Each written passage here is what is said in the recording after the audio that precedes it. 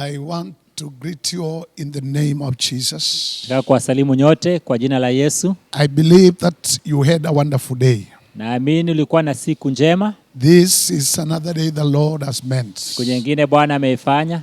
We may rejoice and be glad in it. Tukafurahie ndani yake. Now we are moving on with the subject of destiny connectors. Endelea na somo la wanaounganisha hatima. And still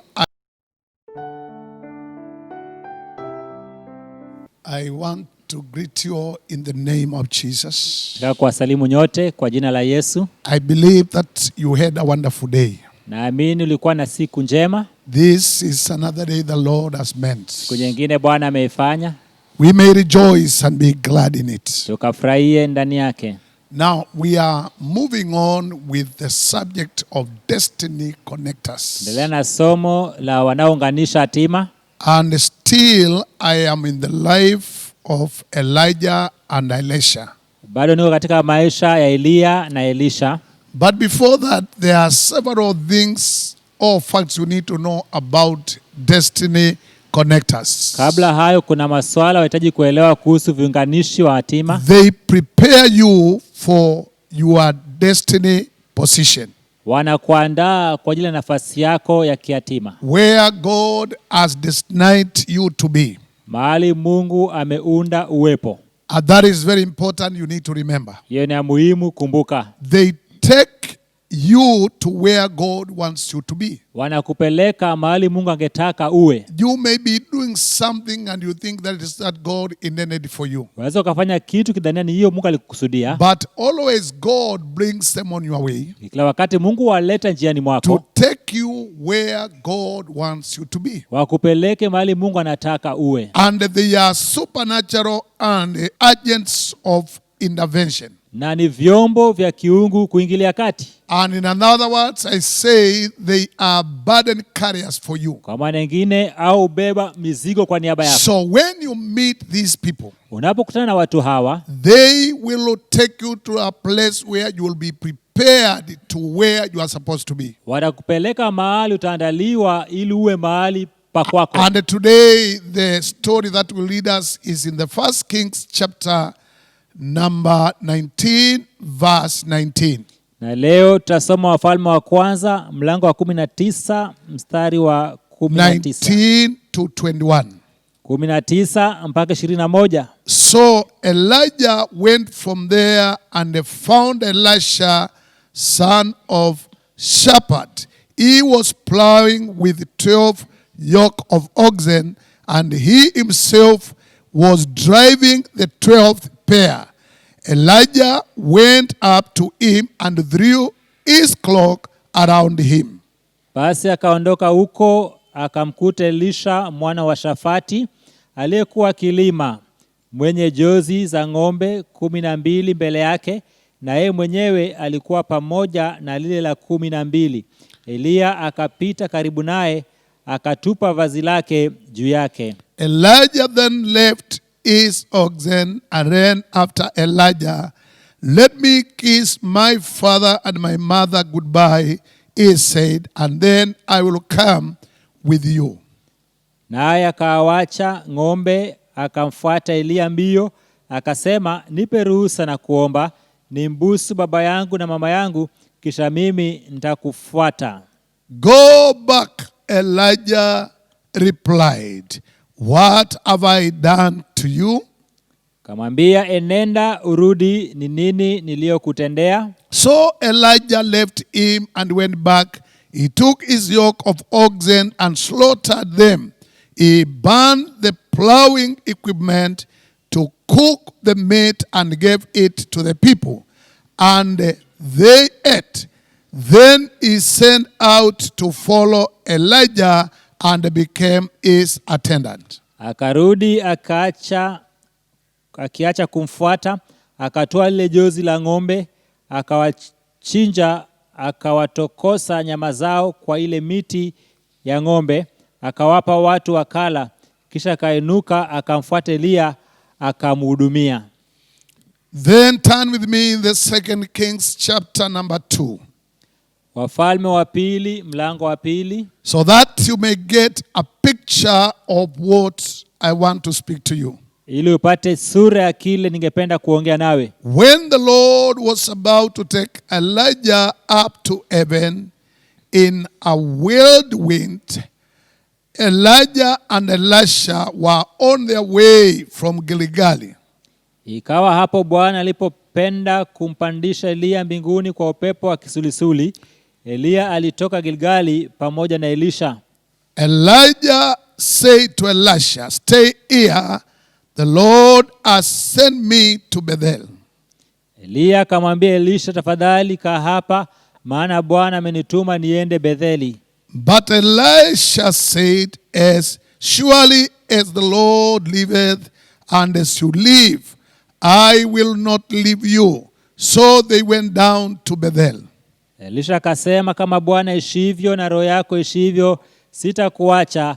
Basi wakashuka mpaka Betheli. Now the company of the prophets of Baal came out to Elisha and asked, "Do you know that the Lord is going to take your master from you today?" Basi wana manabii waliokuweko Betheli wakatoka kuonana na Elisha, wakamwambia, je, unajua ya kuwa Bwana atamuondoa bwana wako leo? "Yes, I know," Elisha replied, "but do not speak of it." Kasema, naam, najua, nyamazeni. Then Elijah said to him, "Stay here, Elisha. The Lord has sent me to Jericho." And he replied, as surely as the Lord lives, and as you live, I will not leave you. So they went to Jericho. Eliya akamwambia, tafadhali kaa hapa Elisha, maana Bwana amenituma niende mpaka Yeriko. Akasema, kama Bwana ishivyo na roho yako ishivyo, sitakuacha. The company of the prophets of Jericho went to Elisha and asked him, "Do you know the Lord is going to take your master from you today?" "Yes, I know," he replied, "but do not speak of it." Basi wana manabii waliokuwako Yeriko wakamkaribia Elisha wakamwambia, je, unajua ya kuwa Bwana atamuondoa bwana wako leo, asiwe mkubwa wako? Akajibu, naam, najua, nyamazeni. Then Elijah said to him, "Stay here. The Lord has sent me to Jordan." And he replied, "As sure as the Lord lives, as you live, I will not leave you." So the two of them walked on. Eliya akamwambia, tafadhali kaa hapa, maana Bwana amenituma niende mpaka Yordani. Akasema, kama Bwana ishivyo na roho yako ishivyo, sitakuacha. Wakaendelea mbele wote wawili. 50 men of the company of the prophets went and stood at a distance, facing the place where Elijah and Elisha had stopped. At Jordan, Elijah took his cloak, rolled it up, and struck the waters with it. The water divided to the right and to the left, and the two of them crossed over on a dry land. Basi watu 50 wa wale wana manabii wakaenda wakasimama kuwakabili kwa mbali, na hao wawili wakasimama karibu na Yordani. Eliya akalitwaa vazi lake la juu, akalikunja, akayapiga maji, yakagawanyika huku na huku, na hao wawili wakavuka pakavu. When they had crossed, Elijah said to Elisha, "Tell me, what can I do for you?" Hata ikawa walipokwisha kuvuka, Eliya akamwambia Elisha, omba kwangu lolote utakalo nikutendee, "Before I am taken from you, kabla sijaondolewa kwako. let me inherit a double portion of your spirit."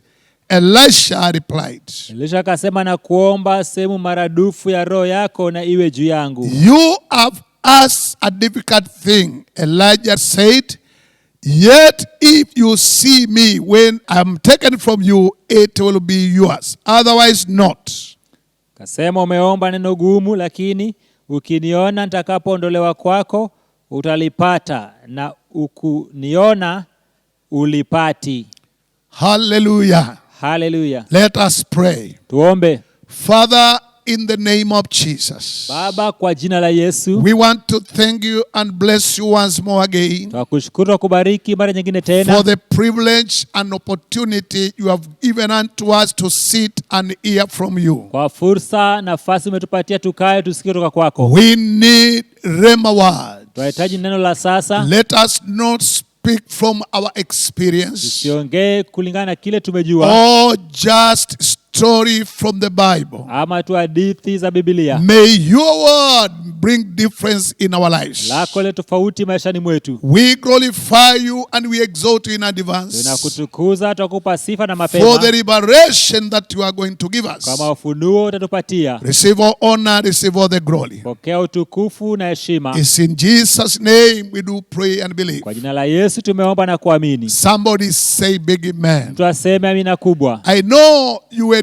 been blessed by our teachings. Najua umebarikiwa na mafundisho yetu. I had been seeing you on our page and we thank God because of you. Nimekuwa na kuona kwa kurasa yetu, tunamshukuru Bwana kwa ajili yako. And once more again, I want to invite you so that we may move together. Mara nyingine tena na kukaribisha tusonge pamoja. You have become a blessing to us Umekuwa baraka kwetu sisi. by watching us when we are preaching. Tazama tunapohubiri. And I want to be a blessing to you today. Nami nataka niwe baraka kwako leo. Then I would urge you to share the message with your Alafu friends. na kushirikisha marafiki zako ujumbe There huu. are people who have not known me, Kuna watu hawajawahi kunijua and even they have never seen my page. na hata hawajawahi kuona kurasa yangu. And by sharing with them, they will share to others. Unaposhiriki nao watasambazia wenzao. And I am going to be a blessing to many. Nami nitakuwa baraka kwa wengi. Now, I said destiny connectors, Nikasema wanaotuunganisha na hatima, they prepare you for your destiny position. wao wanatuandaa kwa nafasi yetu Now, ya the hatima zetu. story that we have read about Elijah and Elisha's calling. Habari ambayo tumesoma kuhusu wito wa Elisha na Elia. Now,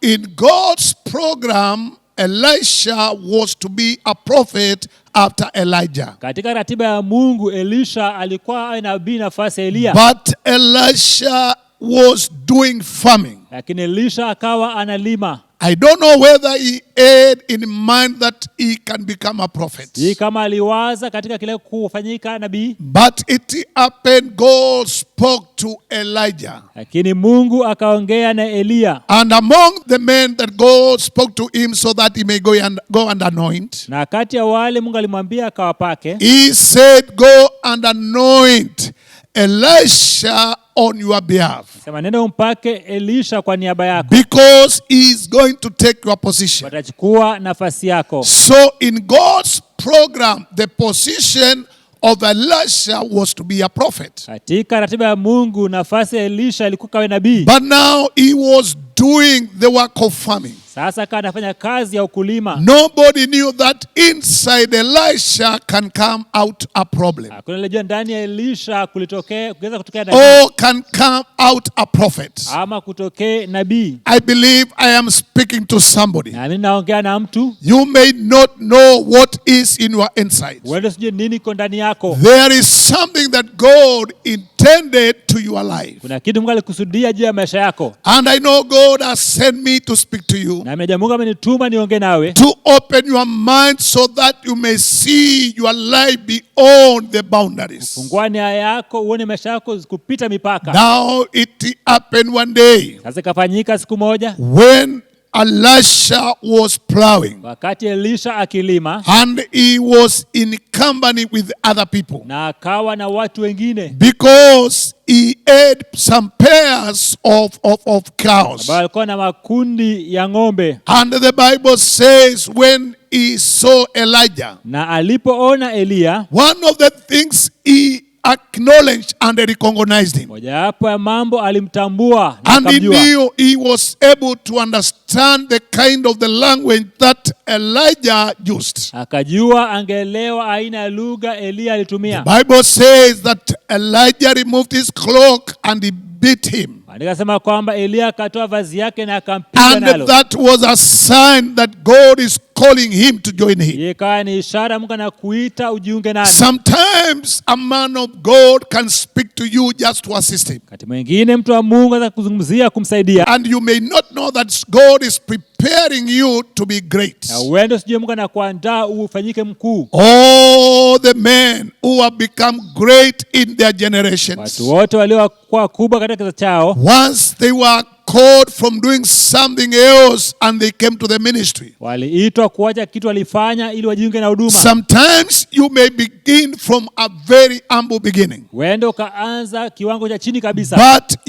it is a way of preparation to your ministry. lakini njia ya maandalizi kwa huduma yako. Remember what I have said from the beginning. Kwa kile nimesema hapo awali, They come to take and prepare you. wanakuja wakuchukue ili wakuandae. Now Elisha was to be a prophet, Sasa Elisha alikuwa awe nabii, and for him to get in the office of a prophet, ili aingie katika afisi ya nabii, he had a man who will prepare him, alikuwa na mtu atakayemtayarisha that he will make him a prophet. ili amfanye kuwa nabii. And Elijah was a connector of Elisha. Na Elia akawa ndio kiunganishi wa Elisha. After he met him with a clock, Baada ya kumgonga na vazi and lake, he realized that he was coming for me. akatambua na nikujia mimi. The Bible says he left what he was doing. Maana nasema akaacha aliyokuwa akifanya, He left plowing and he joined Elijah. akaacha kulima akajiunga na Then Elia. he had a humble request. Akawa na ombi, Allow me to kiss my father and my mother. ruhusu kumbusu babangu mamangu. And Elijah let him to do so. Elia akamwacha kufanya hayo. Then after that he killed all the cows that he was plowing with. Baada ya akaua ng'ombe zote za kulimia, A sign he is breaking the bridge to go back where he has come from. ishara ya kwamba anavunja ukuta ili aende. And from that day he began to follow Elijah. Tangia siku hiyo akaanza kumfuata Elia. Sometimes it looks foolish Inaonekana ni jambo la kipumbavu when you are following a man of your destiny. unapofuata mtu aliye na hatima yako. People will say what they want to say. Wale wanasema yote wanataka But kusema. I have come to tell you, Nimekuja nikwambie, people may not understand you. watu huenda wasikuelewe. Don't stop pursuing your destiny. Usiache kufuatia hatima yako. I remember the days when I was coming up Nakumbuka nilipokuwa nikiinuka after I gave my life to Jesus. baada ya kuokoka, I was committed in the church, nijitoa kanisani and the people could not understand na me. watu hawangenielewa. They thought that being in the church I am lazy. Na nia kuwa kanisani ni mzembe. That is how many people interpret. Hivyo ndio wengi walitafsiri. Serving men of God, I looked and see if I am lazy. Tumikia watu wa Mungu, nataka kwa mimi ni I mzembe. was washing clothes of men of God. Kwa nafulia watumishi wa Mungu I nguo was zao. brushing their shoes. Pakia rangi viatu vyao I was ironing their na clothes kuwapigia pasi nguo zao without knowing that I am planting a seed. bila kujua napanda mbegu. So it was a preparation without my knowledge. Ilikuwa ni maandalizi pasipo kujua kwangu. Listen to me, child of God. Kie mtoto wa Mungu, If God gives you a privilege Mungu akupatia nafasi and an opportunity to serve an anointed man of na God, fursa ya kutumika chini ya mpako wa mafuta ya just Bwana, serve him faithfully. tumika kwa uaminifu. I say serve him faithfully, Tumikie kwa uaminifu nasema. because God has brought you to your way, Na Mungu amemleta njiani mwako that he may prepare you to your position. ila kuandae kwa ajili ya nafasi yako. Elijah was preparing Elisha Elia kana mwandaa to Elisha be in the position he was in, awe katika nafasi iliyokuwepo, just waiting for the due time. ngojea wakati unaofaa. I have come to encourage you. Nimekuja nikutie moyo, Don't be tired by serving men of God. choke kwa tumikia watumishi wa Mungu. Allow yourself to be prepared. Kubali uandaliwe. By the time Elisha came to the ministry, Wakati Elisha alifikia huduma, he was prepared enough to carry on the task. Alikuwa ameandaliwa vya kutosha kutekeleza. Oh, hallelujah. Hallelujah. And Elijah was there to take Elisha where he was supposed to Elia go. akawa pale ampeleke kiwango alistahili kuwa Elisha. So he was a supernatural agent Basi akawa ni kifaa cha kiungu who came so that he may connect him to his destiny. aliyekuja muunganishe na hatima yake. Oh, hallelujah. Hallelujah. Elijah had a burden to move with Elisha. Elia akawa na mzigo kutembea na The Elisha. way I have said, men destiny connectors, Nimesema waunganishi wa hatima they are burden carriers for you. au kubebea mzigo wako. Wherever he went with Elisha. Kila alipoenda alimbeba And Elisha. Elisha was learning from Elijah. Na Elisha akawa anasoma kutoka kwa Elia. Wherever they were going, he was learning something. Wote walienda alisoma kitu. There is something I have learned in the ministry. Lakini nimesoma katika huduma. God does not join you somewhere without a purpose. Mungu akuunganishi mahali pasipo makusudi. And it is very important when God connects you with your man of Ni God. muhimu anapokuunganisha na mtu wako wa Mungu. Anytime you have an opportunity to learn. Unapopata nafasi ya kusoma. I had one of my young people. Nikapata kusikia mmoja wa After vijana wangu. God called him in the ministry, Baada Mungu kumuita katika huduma. he said, I wish I knew Akaniambia na laiti ningejua.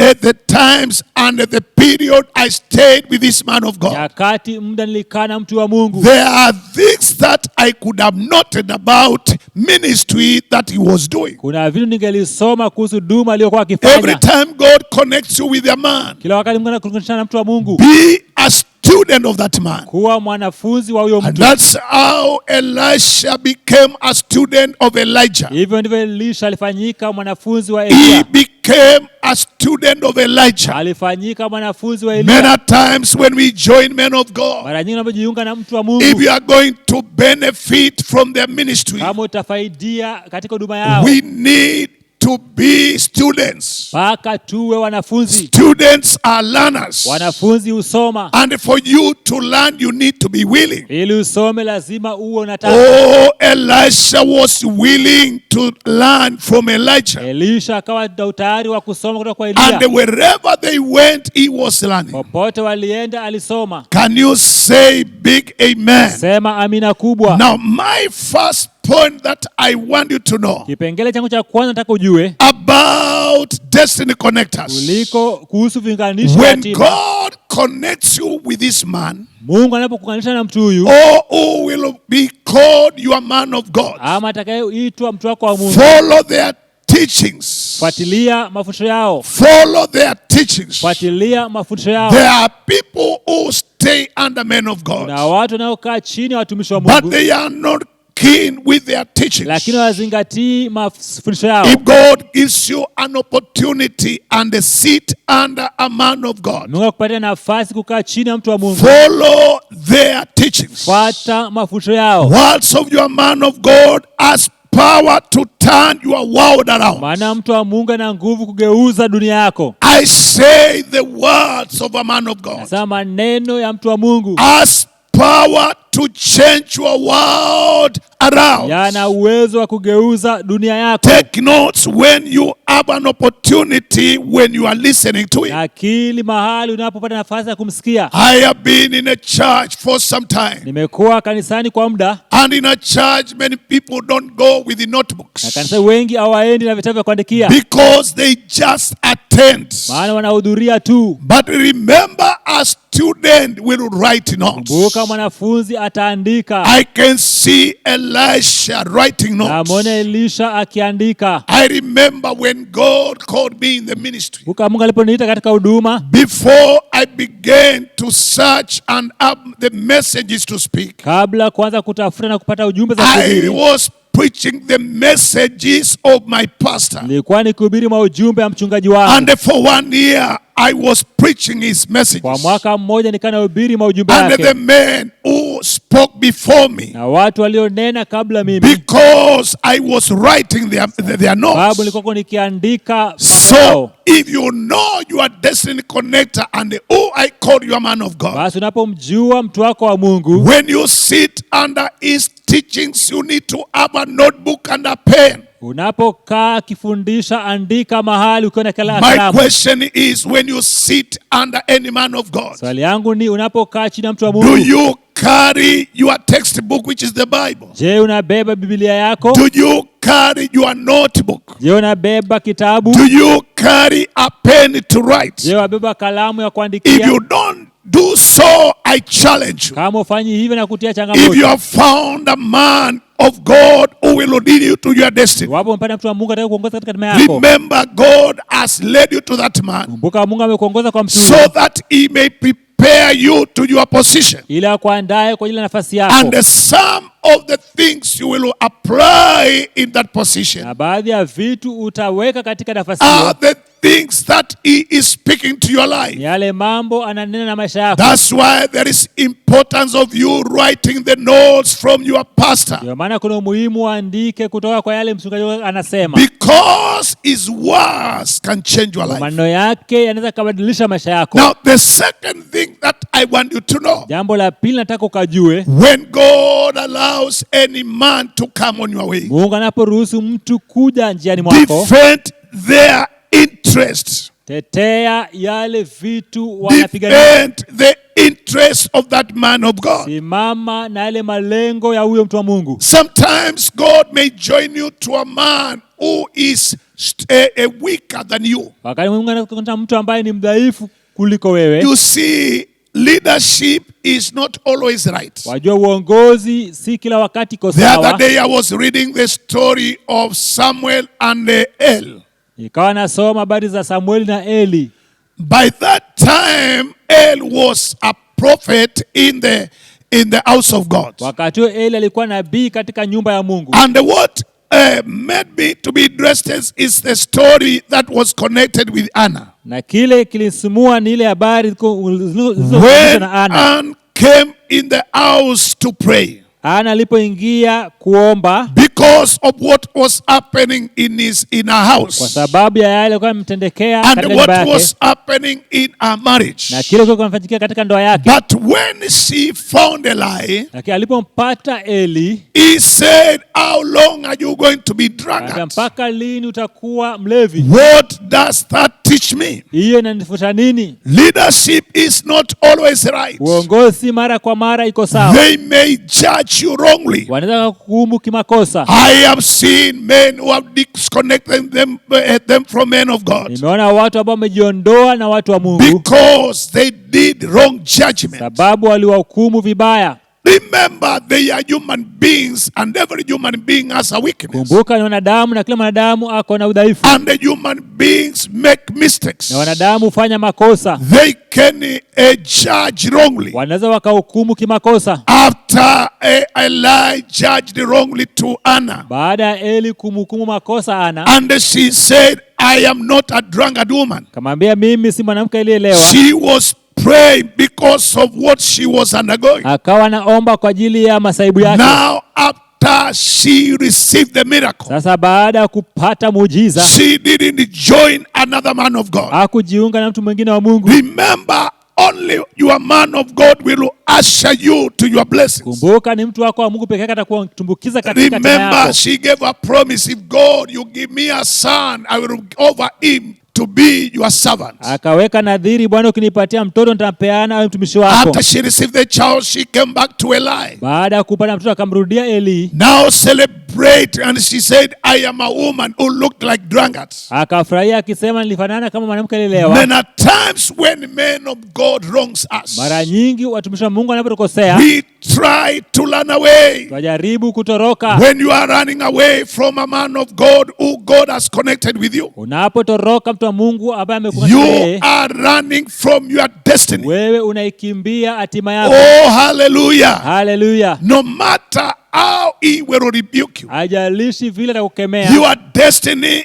is there. hatima yako imo. No matter how he wants you, Hajalishi vile anakupatia your tahadhari, destiny is there. hatima yako hiko. Hallelujah. Haleluya. Don't feed on his mistakes Usizingatie sana makosa yake or his weaknesses, ama unyonge wake, but use your strength to help him. Tumia nguvu zako kumsaidia. The reason why God has connected you with him, Sababu ya Mungu kuunganisha na yeye, that you may use what you have to help him to become ni better. kwamba utumie kile uko nacho msaidia awe bora zaidi. So defend the interest of your man of God. Basi tetea yale malengo ya mtu wako wa Mungu. And that is very important. Na hiyo ni ya muhimu sana. I saw it in the life of Elisha. Nikaiona katika maisha ya Elisha. When the sons of prophet, they were talking about him being taken up. Wakati wana wa nabii kuongea kwamba atachukuliwa, He said, keep quiet, I know it. akaambia nyamazeni, na fahamu hayo.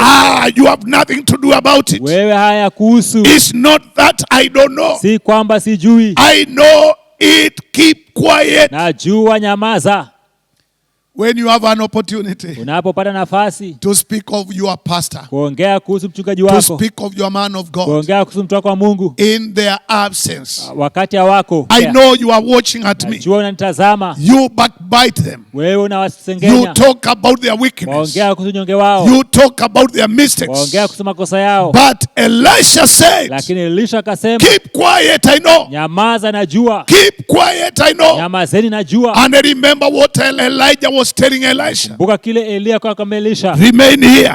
salia hapa, I want to go further. taka niende zaidi, Knowing that he will be taken up. akijua kwamba He's ataondolewa. not telling him, I am going up. Amwambii siondolewi, But he was aware. lakini alikuwa anajua. But there is something he was pursuing. Lakini kuna kitu kufuatilia. I have come to tell us, Nimekuja niwaambieni, no matter what the people will say who are around you, yalishi kile wale kuzunguka atasema, defend the interest of your man of God. tetea yale malengo ya mtu wako wa Mungu. Can you say big amen? Sema amina kubwa. And the third thing that you are supposed to do, Jambo la tatu ya kupaswa ufanye, honor your man of God. heshimu mtu wako wa Mungu. Honor a man of God. Heshimu mtu wa Mungu. One of the things that people do not know, Mojawapo ya vitu watu hawaelewi, men of God are God's gift to the people. watumishi wa Mungu ni vipawa vya Mungu kwa Your watu. man of God is your gift. Mtumishi wa Mungu ni kipawa chako. And let me tell you, Na nacha nikwambie, the value you place on them will determine what you will receive. ile thamani weka juu yao itaonyesha kile utapata. As you are relating with them, Vile unahusiana nao, the value you place on them ile thamani waweka juu yao will determine what you will receive. itaonyesha matokeo ya kile utapata. So you need to treasure your relationship with them Lazima uzingatie sana uhusiano wako nao, and make sure you are doing the right things. kisha unafanya jambo la sawa. Another thing that I want you to know, Jambo lingine nataka ujue, honor his person heshimu ile utu and wake what they stand for. na kile wanasimamia kwacho. I say honor their person Heshimu utu wake and wao what they na stand for. kile wanasimamia.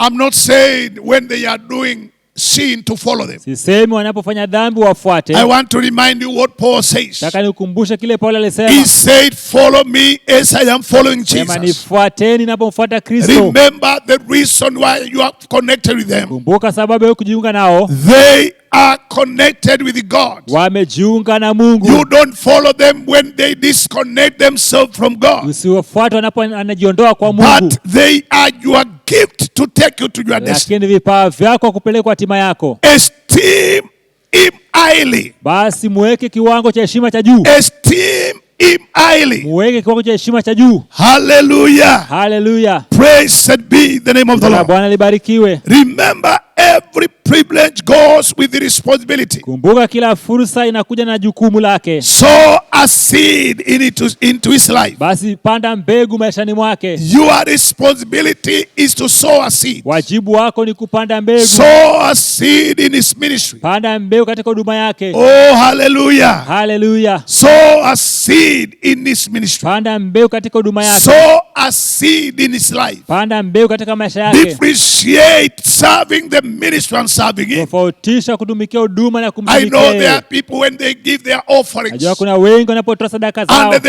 they pay their na tithes, kulipa mafungu yao, they feel as if they have connected and they have sown seeds in the life of their men of God. wanahisi wamejiunganisha na kupanda mbegu katika maisha ya mtu wa Mungu. Sowing a seed is different than paying your tithe. Kupanda mbegu ni tofauti na kulipa fungu. It is your responsibility Ni wajibu wako to sow seeds in life of your man of God. kupanda mbegu katika maisha mtu wako wa Mungu. Today I am a product of seeds that I sowed in the life of my mentors. Leo na matunda ya mbegu nilipanda katika wale walionikuza. Oh, hallelujah. Hallelujah. When Elisha followed Elijah, Elisha alipomfuata Elia, he received the grace of Elijah, akapokea neema ya Elia, but not the grace of Moses. lakini sio neema ya Musa. Remember, you will receive the grace of a man whom you follow. Utapata neema ya mtu unayemfuata, The man who feeds you.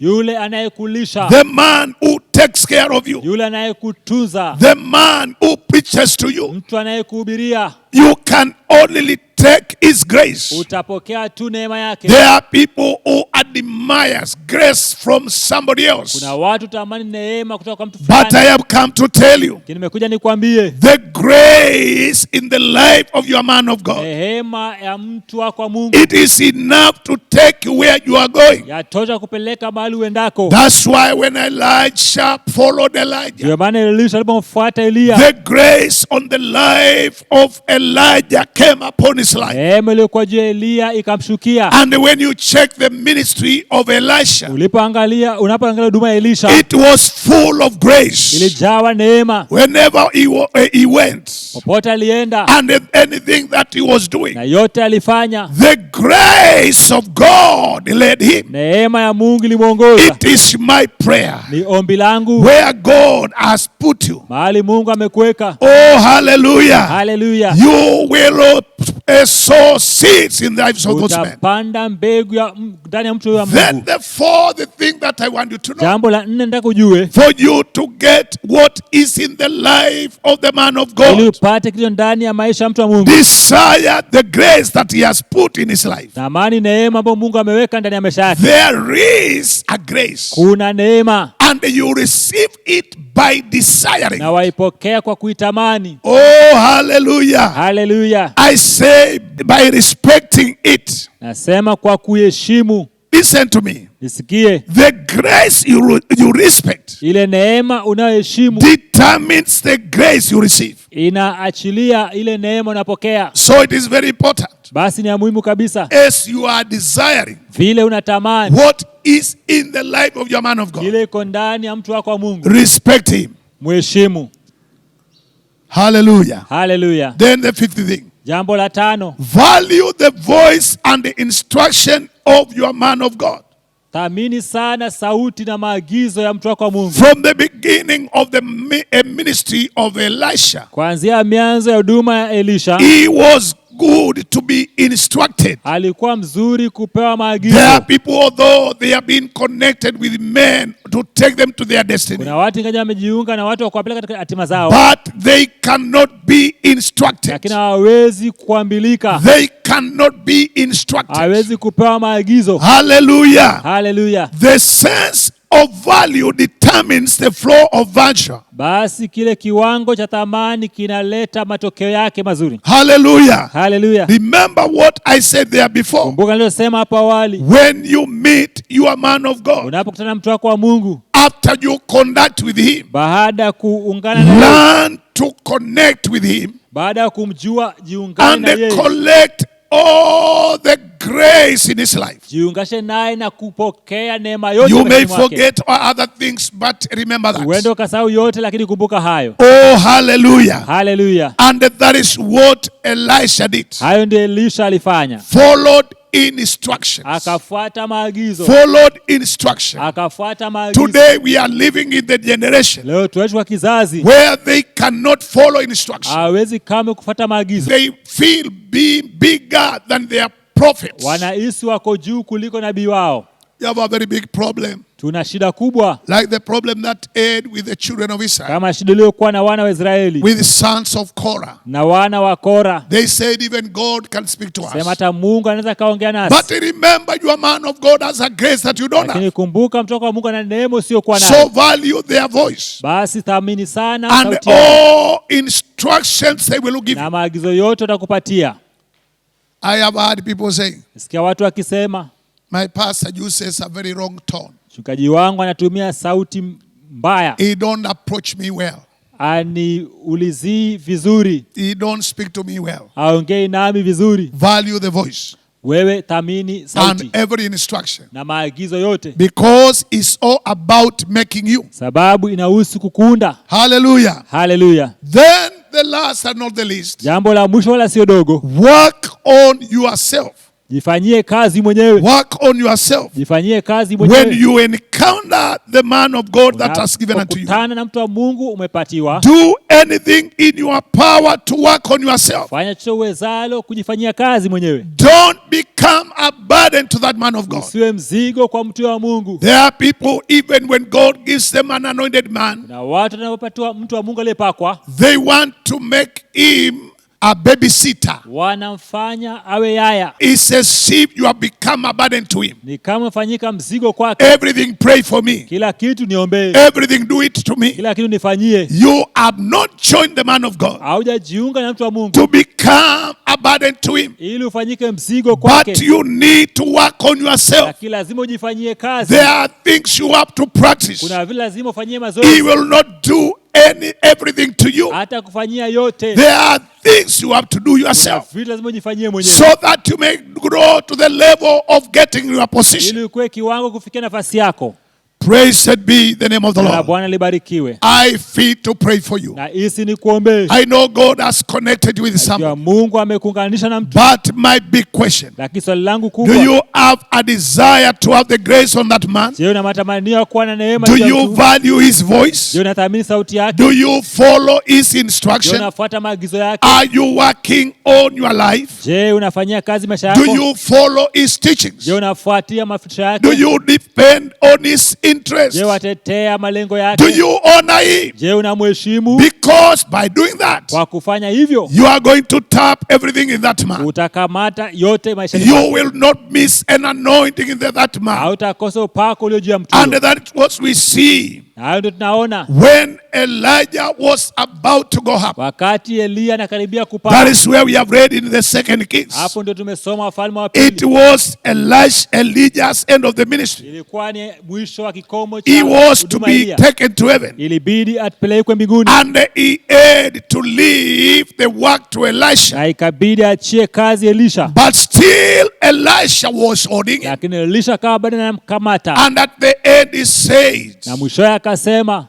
ask me what you want. niulizie kile ungetaka. And he said double portion Sema upako of maradufu what is in your life. ya kilicho maishani He mwako. said what you have asked is Sema difficult. kile umeulizia ni ngumu, But when you see me lakini ukiniona going, you will have it. nikipaa If utaipokea, you don't see me, usiponiona you will never have it. hautaipata. What does that mean? Hiyo ni kusemaje? Be keen Kuwa mwangalifu with the man of God na mtu wa Mungu that God has given unto you. ambaye Mungu amekupea, And he was following him na akamfuata from everywhere. kutoka kila sehemu. And you know what the Bible says? Kile maandiko nasema When they went to Jericho, walipofika Yeriko, the sons of prophets stood at far. wana manabii wakasimama They kando, wanted to see what will happen. wataka kuona kutatokea nini. There are people who are standing at Na far watu wanasimama after mbali you had been following that man baada ya kumfuata mtu wa to Mungu, see what will happen in your life. waone matokeo yako. They will be surprised Watashangaa when you are coming back from to wakati Jericho. unatoka Yeriko. Because when they were crossing, Walipokuwa wakivuka, Elijah took a cloak. Eliya akachukua vazi lake, He walked on the water, akapiga maji, and the water gave way to the other side. maji kapasuka. But when